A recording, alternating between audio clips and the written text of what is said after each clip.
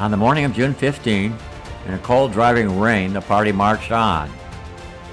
No snow yet, so the trail was easy to follow.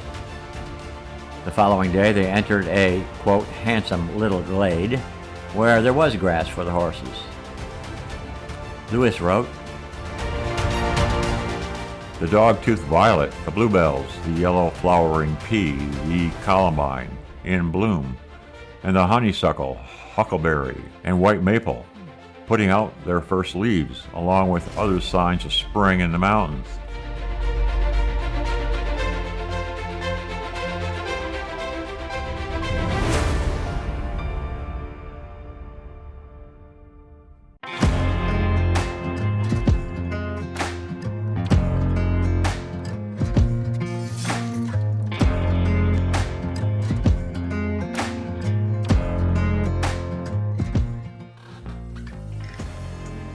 Even just a few hours further along, though, winter.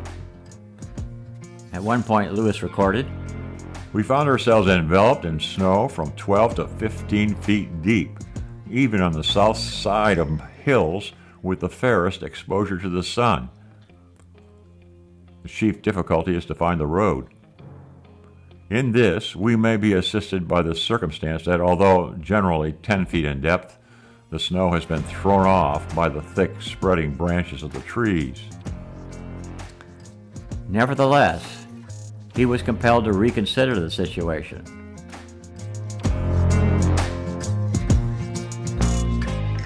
If proceeded and should be bewildered in these mountains, the certainty was that we should loose all our horses and consequently our luggage, instruments, perhaps our papers, and most eminently risk the loss of the discoveries which we had already made, if we should be so fortunate as to escape with life.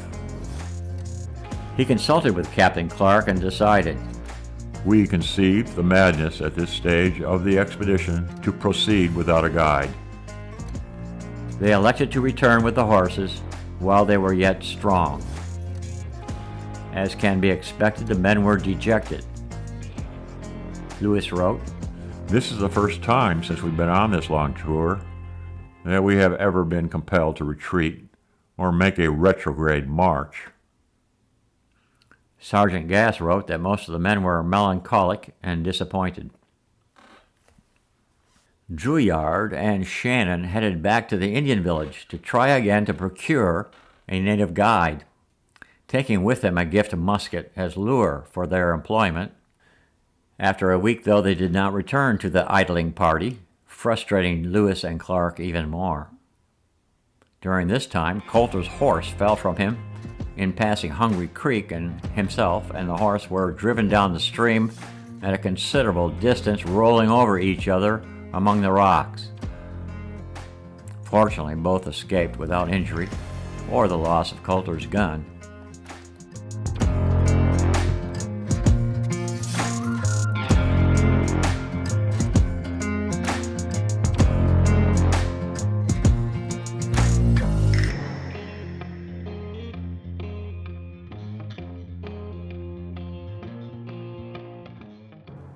The next day they returned to Quamash Flats, where Lewis hoped to be informed better of what to do, and also hoped to procure a guide.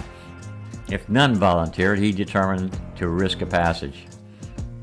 However, on the 23rd of June, 3 guides of good character were presented to the Corps, one of them a brother of Cutnose. On the 24th, the Lewis and Clark expedition set out again on the second attempt to cross the mountains. This time they glided right over the Bitterroot barrier, taking about 6 days to reach Lolo Pass and Traveler's Rest, south of present-day Missoula, Montana.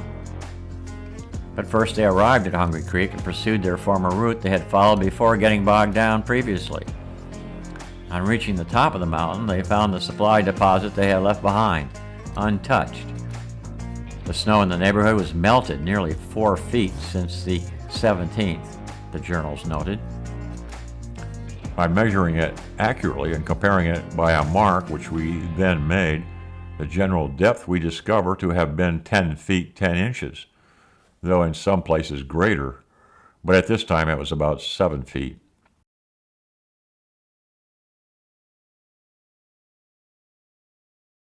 The travelers required 2 hours to arrange the luggage and to prepare a hasty meal, after which the guides urged everyone to set off. The whole country was completely covered with snow, except that occasionally they saw a few square feet of earth at the roots of some trees, round which the snow had dissolved. They passed the camp of September 18th, and late in the evening reached a deserted spot where they encamped near a good spring of water. The last of the snow was left behind by the last day of June, and the combined party proceeded to the warmth of the eastern mountain valleys, including some hot springs. Already it was decided that the expedition would split up. Lewis and 9 men headed for the Marias River. Clark and the remainder left for the Three Forks headwaters of the Missouri River and the Yellowstone River. Clark and the remaining 10 people of his party made their way down the Yellowstone to the Missouri between July 15 and August 3, 1806. The entire expedition was reunited on August 12.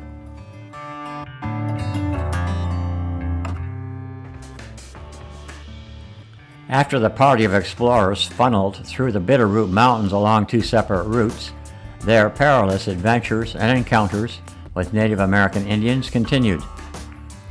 Mosquitoes again became the enemy in the air. Grizzly bears taunted the hunters. The Blackfeet tribe confronted Lewis's party with one of Lewis's most personally trying moments that led to a singular tragic outcome for 2 natives. And Lewis himself nearly lost his life after one of his own men shot him in the buttocks. I will briefly recount a few pivotal moments as the Corps of Discovery returned to friendly turf, inhabited by Dakota Mandans, and set out on the final float down the muddy Missouri to St. Louis. Meriwether Lewis followed the Bitterroot River northeast, taking a Nez Perce shortcut to the Great Falls of the Missouri. His aim was to link up with the Marias River and follow it to what he thought might be the border with British Canada at that time. That did not happen, however, as the Marias eventually pointed in the wrong direction. At least he also hoped to meet the Blackfeet Indians and to arrange a truce between them and the Nez Perce, who feared them. Clark at the same time headed south along the river and backtracked his portion of the expeditioners to the Three Forks of the Missouri, where vital supplies and boats were cached the previous year. Here he broke off to float the Yellowstone River with plans to rejoin Lewis at the confluence of the Missouri and Yellowstone. It was July 4, Independence Day. Lewis and Clark and their various subgroups with designated missions parted company.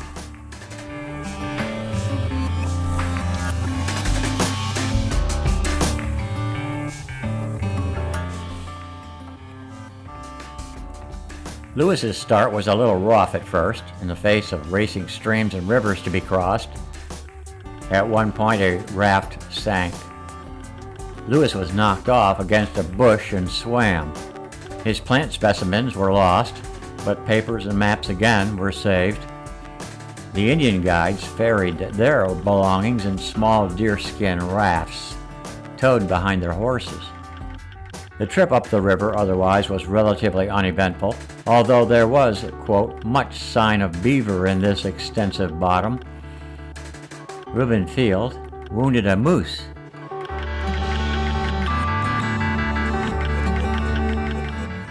Soon they crossed the Dearborn River, then the Two Medicine, or today's Sun River, where they camped and feasted on buffalo, a fat one. Lewis and his men were, quote, much rejoiced at finding ourselves in the plains of the Missouri, which abound with game.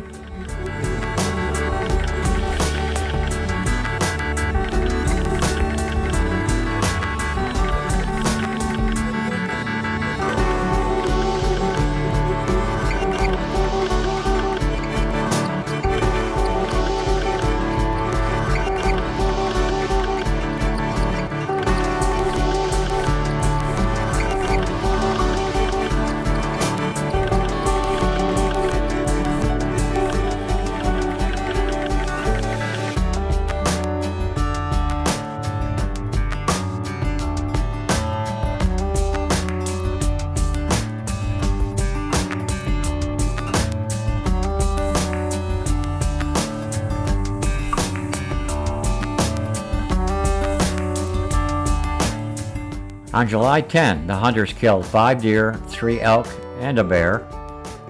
Herds of buffalo were seen down the river, accompanied by many, quote, shepherds of the plains, or wolves or coyotes.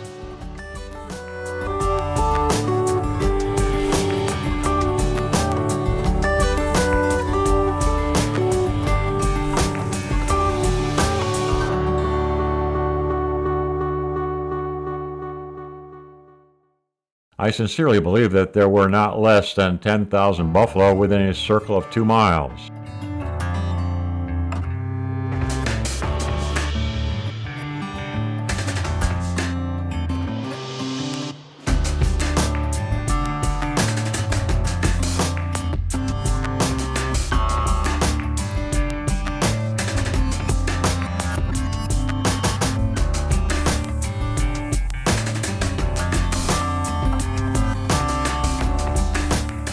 Lewis and his men made good time, entering the plains of Montana and, quote, buffalo country. On July 11th, it is now the season at which the buffalo begin to copulate and the bulls keep a tremendous roaring. We could hear them for many miles, one continual roar.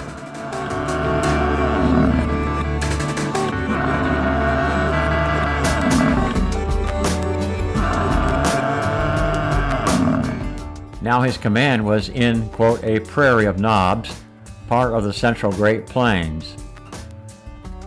A very large brown, or white bear, suddenly emerged from the trees, but the men didn't fire their guns for fear the horses, being unaccustomed to the gun, might take fright and throw them. Private Hugh McNeil was thrown by his horse in front of a bear that stood for a fight. McNeil clubbed that bear and broke his gun. The bear, not pleased, poked and slapped McNeil's head. McNeil then scrambled up a willow tree where he stayed for hours into the afternoon until the bored animal decided to move on. He recovered his horse roughly 2 miles away and returned to camp. Lewis again marveled at the, quote, extraordinary ferocity of these bears. It is a matter of wonder that in all our encounters, we have had the good fortune to escape. We are now troubled with another enemy, not quite so dangerous, but even more disagreeable, Lewis remarked. These are the mosquitoes who now infest us in such myriads that we frequently get them into our throats when breathing. My dog even howls with the torture he experiences. Lewis reached the Great Falls of the Missouri on July 11th, the location of the Upper Portage camp left behind on their westward journey. Here they also had cached goods, which they dug up. Next up was an encounter with unfriendly Indians.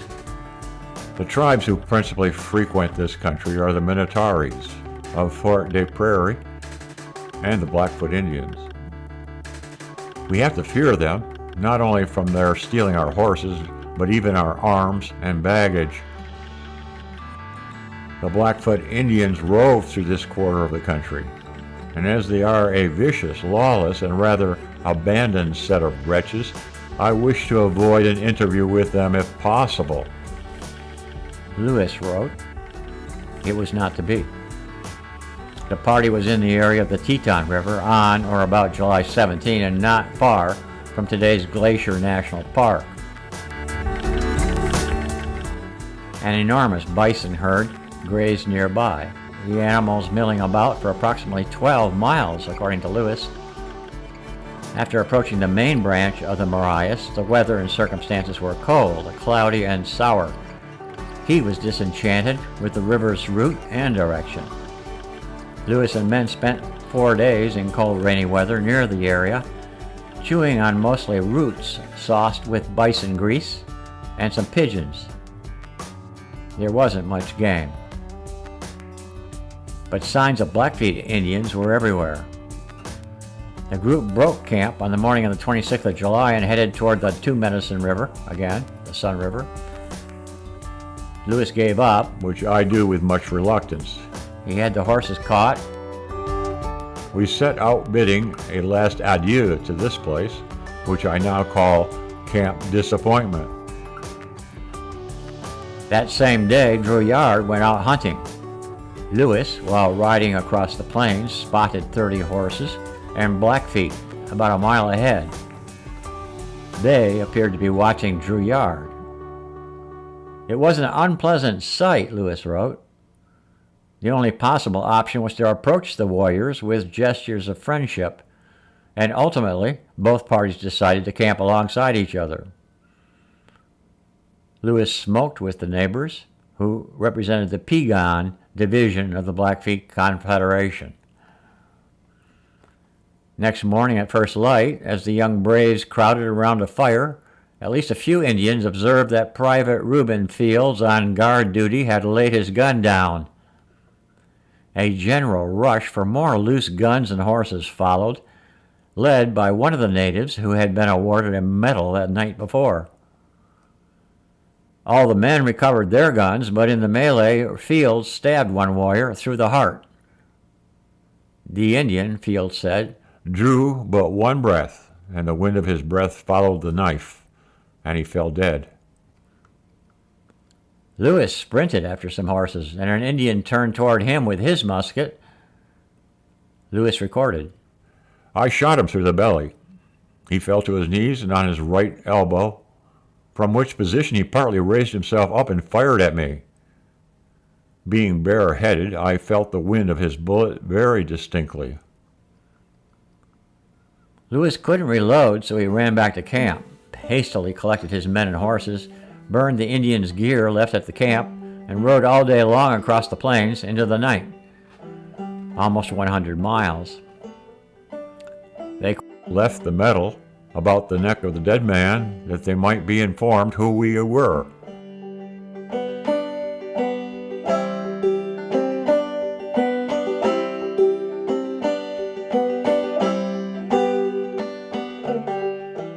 After sleeping, the weary scramblers, sore from the ride the day before, reached the Missouri River the following morning and caught up with the boat crew and Sergeant Ordway near the mouth of the Marias.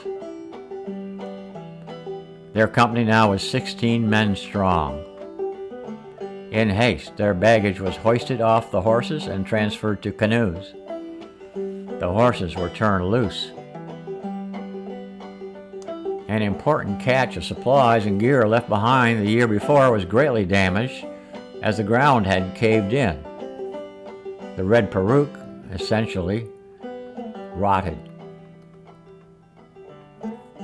But gunpowder, corn flour, pork, and salt had survived.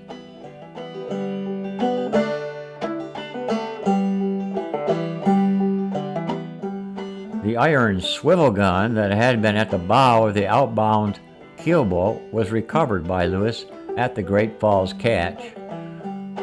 It was gifted to an Hidatsa chief later on August 16th because the captains decided it was too impractical to carry further downstream to the St. Louis.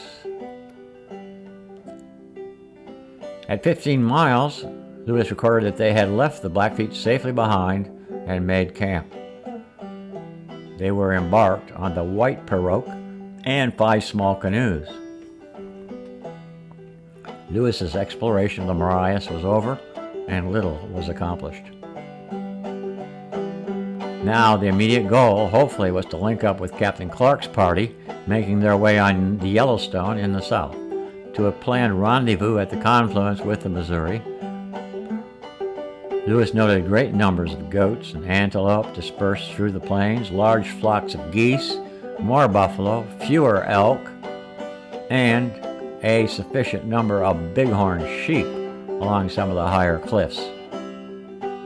9 bighorns were shot. The bighorn's flesh, he opined, is extremely tender, delicate, well-flavored, and resembles in color and flavor our mutton, though it is not so strong. Several bear were sighted, including the largest one of all, measured 9 feet from nose to the extremity of the tail. Lewis's party passed the Porcupine River, expecting to reach the Yellowstone, a distance of about 83 miles, in the course of the day on August 7. So they set out early, reaching the mouth of the Yellowstone late in the afternoon. Sure enough, a note from Captain Clark informed of his intention of waiting for Lewis a few miles below. Lewis's bedraggled men, almost naked now, hustled downstream. On Monday, August 11th, just as Captain Lewis was taking aim at an elk, a ball struck him in the left thigh, about an inch below the joint of the hip, and missing the bone, went through the left thigh and grazed the right to the depth of the ball. Cousat was also out prowling to shoot elk. Lewis, wearing brown leather, thought first that Cousat, with notably bad eyesight, had mistakenly shot him. But shouting did not bring a response. Lewis then panicked more, surmising that Indians were after him, so he ran, or limped, wounded, to the pirogue on the river, ordered his men to arms, and tended his injury. Turned out no Indians could be found in the neighborhood. Cousat was alarmed, confessed he had shot an elk after Lewis left him, but disclaimed any idea of having intentionally wounded his officer. Captain Lewis couldn't be removed without great pain as he had a high fever, so he remained on board the boat during the night. Early next morning, on Tuesday the 12th of August, everyone proceeded on the river. 2 hunters, fur traders, encountered here informed them that they had seen Clark earlier. About 1 o'clock, Lewis's crew joined friends and companions, traveling under Captain Clark's command. The expedition was reunited in the land of friendly Minotari or Hidatsa and Mandans.